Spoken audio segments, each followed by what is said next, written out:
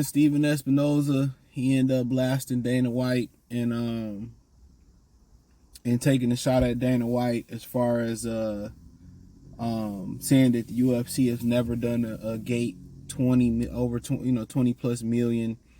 If they have done 3 of those since April, so in the past 6 months, they've done 3 gates that did 20 plus $1 million. Now, in the video, which I'm going to rearrange to pop up to before this video, I'm gonna put it up today, Thursday. So I'm gonna do some rearranging of the videos once I do this. So that video go up today, then y'all see this video probably Friday morning. And I explain like kind of the things they do at the gate. I don't know if UFC do the same thing, but you know, that's gonna point to where fans gonna point to where Showtime shouldn't get rid of boxing, and look at the gates that they doing. I don't think Showtime has and I could be wrong, and somebody can correct me on this, but I don't think Showtime has any. I don't think they get paid off the gate, and maybe they do. Maybe they get paid, they get a percentage off the gate, and if they do, so be it. And apparently, it ain't good enough to keep PBC around. So he took a shot at Dana White. Now, Dana White did cast a stone by validating Rick Glazer when Rick Glazer turned around and said that he was the one that broke the news that they was getting rid of Showtime boxing, at least the regular boxing. It was up in the air about the pay-per-view. Now, Dana White pretty much said that the pay-per-view is probably still going to stick around, and that's all they're going to do is distribute the pay-per-view, which is okay, cool. It's whatever. So Dana White basically validated Rick Glazer, but what really validated Rick Glazer was when Stephen Espinoza didn't respond on Twitter to Rick Glazer.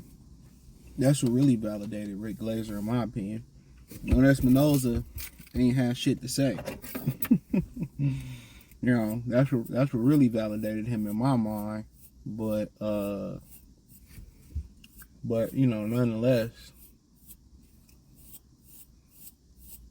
you know, Stephen Espinoza, now he got to answer that. Now Rick Glazer saying it is one thing right before the Canelo fight, which a lot of the media is gonna show up to Canelo and Jermell Charlo, because it ain't really been no big fight like this in a minute since the Crawford Spence. All right, you had a nice little war with Navarrete and Oscar Valdez. So yeah, obviously, you know, that Dana White clip started to surface right before a big fight. He validates. A few people might know who Rick Glazer is. He'll go around Twitter, ask a question or two about it. But with Rick, you know, with Dana White putting it out there so close to, you know, during fight week, now it's like, you know, that's huge with Dana White saying what he got to say and with his platform, and now he got to answer those questions. So Espinoza took a subliminal shot, and I wish I could put it on the screen. The application is, I'll put it in the thumbnail or something. And basically what Dana White said was that, you know, Espinoza is a piece of, you know what, he's taking credit for something that he had nothing to do with. He says it was Canelo Alvarez, Ryan Garcia, and Terrence Crawford who bought those gates to Showtime. He had nothing to do with that. I told y'all he's a little man that thinks he's bigger than what he is. And, you know, he basically saying that he taking credit for other fighters. And to be honest, he didn't have a hand in building Canelo Alvarez. Well, Canelo was really built on Showtime, and the Floyd fight did take him to the next level. He had a small part in Canelo, but didn't have a hand in building Ryan, didn't have a bill with building Terrence Crawford's career. What they done was there was an agenda to tear down Terrence Crawford, and maybe if they uplifted Terrence Crawford and, you know, UFC didn't go head up with Terrence Crawford, Crawford and Spence would have did over 1 million pay-per-views. But they spent so much time tearing the man down and hurting their pockets. And he said he ain't had nothing to do with that. And here you go, taking credit for something that he didn't have nothing to do with. You know, that little man who think he bigger than what he is. You know, and you know, Dana White is right. Dana White is right. If anything, Ryan, Terrence, and Canelo, Saul came and saved their ass a little bit. You know, like he's doing something. He went on again and say, well, I said it before and I said it again. The production is terrible. And he went on to say that in the past by, saying that, by the time a knockout is done, his team got several different angles of the knockout. You know what I'm saying? He says his team has several different angles of the knockout. And he's right. Their production is better. Their camera work is better. Whatever their camera's just better. It's sharper. Commentary is better. The angles of they fight is better. The sound of they fights is better. Whatever they shooting them cameras is overall his production is futuristic, or at least it's modern. And Showtime, it's cool, but it's nowhere near the money that the UFC is putting into their sport. So, but at the same time, they can go back and forth. Dana White is going to carry on the UFC as long as ESPN allow him to, and Espinoza got demoted, and those are the facts. Those are the facts. So, Dana White is petty. He gonna fire back directly, and Espinoza is just like your average white collar person. They do things indirectly. That's what they do. They do things indirectly. They go through somebody to do something else, or they talk in subliminals, and that's just how a lot of them move. So that's the if you want to get into business, you want to get into running the business and the business on that type of white collar level. That's what you're gonna have to deal with. A lot of subtle, a lot of subliminals, a lot of sneak dissing. That's just what they do.